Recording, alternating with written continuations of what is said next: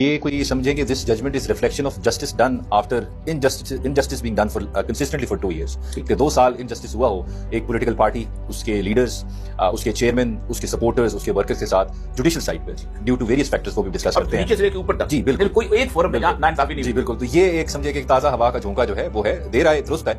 अब इसको देखूं अगर मैं इस जजमेंट को देखिए this is not just a case of reserve seats. इसकी बेसिस पे अगर मैं बयान देखूं लॉ मिनिस्टर के और गवर्नमेंट साइड के जो लोग हैं उनके they were planning a constitutional package.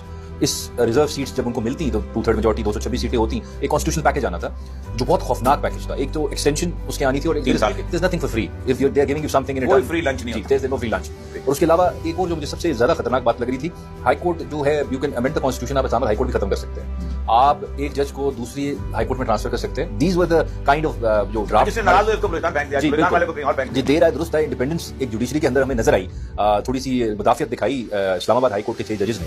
उन्होंने लेटर लिखा और बताया कि किस तरह इस मुल्क में पावरफुल तबकों की तरफ से इंटरफेरेंस हो रही है इंटेलिजेंस एजेंसीज किस तरह इंटरफेयर कर रही हैं कुछ सर्टेन जुडिशियल वर्डिक्ट्स जो अचीव देम किस तरह अदालत के प्रोसेस को इंटरफेयर करके process of administration of justice को छेड़छाड़ करके एक सर्टेन ऑब्जेक्टिव अचीव करना कि इस मासूम शख्स को आपने सजा देनी है किस तरह अदालतों को प्रेशराइज किया जा रहा था। और अगर इस पैराए में ऐसी जजमेंट आती जिससे इन लोगों को जिनकी असल में तो 17 सीटें हैं 2/3 मेजॉरिटी मिल जाती और ये फिर जिस तरह खौफनाक किस्म की they don't represent the will of the people. ठीक जिस तरह की जजमेंट्स ये आती हैं उसके बाद रिफॉर्म्स आते रिफॉर्म के नाम पे कॉन्स्टिट्यूशनल अमेंडमेंट्स आती मेरे ख्याल से इस मुल्क की जुडिशरी का टोटल बेड़ा गर्क हो जाना था। इस तरह जुडिशरी सबसर्विएंट एग्जीक्यूटिव या एस्टैब्लिशमेंट के नीचे मेरे ख्याल से पाकिस्तान की पूरी जुडिशियल हिस्ट्री में नहीं आई होगी इस अमेंडमेंट के बाद अगर वो आ जाती। सही कहा। देखिए जस्टिस मुनीर ने जो पहला फैसला दिया था उसके बाद मौलिक जनरल के उसकी भी जस्टिफिकेशन मौजूद थी लोगों के पास।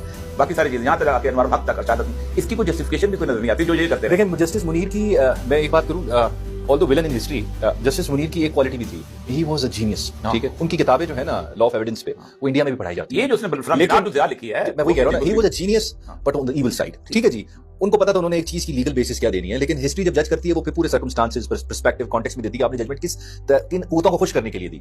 मतलब ये भी कहा जाता था कि मुनीर साहब इतने लायक हैं कि एक ही केस की 2 जजमेंट दे सकते हैं दोनों पावरफुली कन्विंसिंग हो गया दोनों से जी बिल्कुल। सो मौलवी तमीजुद्दीन फिर दोस्तों केस आसमा जलानी केस जुल्फिकार अली भुट्टो केस इस तरह बहुत सारे केसेस हैं जो आपकी जुडिशरी सेलिब्रेट नहीं कर सकती क्योंकि वो जजमेंट दी गई थी पावरफुल क्वार्टर्स को उस वक्त एस्टैब्लिशमेंट को खुश करने के लिए। तो डॉक्ट्रिन ऑफ नेसेसिटी नजरिया जरूरत ये तो मुझे डॉक्ट्रिन ऑफ नेसेसिटी कम लगता था ये डॉक्ट्रिन ऑफ पर्सनल नेसेसिटी ज्यादा लग रहा था मुझे।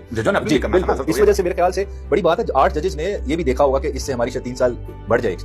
7 पहले 7 हुआ चीफ जस्टिस नहीं बनना था बिल्कुल और 5 हमारी बढ़ जाएगी लेकिन उन्होंने इस चीज को नहीं देखा। उन्होंने आइन को देखा है इंडिपेंडेंस ऑफ जुडिशरी को देखा जिस मुल्क के आइन का सैलिएंट फीचर है इसको हम कॉम्प्रोमाइज नहीं कर सकते। तो we have to stand by the constitution. अब केस के मेरिट पे आते हैं क्या था देखें रिजर्व सीट्स का जो राइट है वो it's a creation of the constitution. Article 51 कहता है कि इतनी सीटें लेंगे आएंगे ठीक है जी मुतनासिब इलेक्शन एक्ट है इट्स अ सबसर्विएंट लॉ क्योंकि constitution is the supreme law of the land.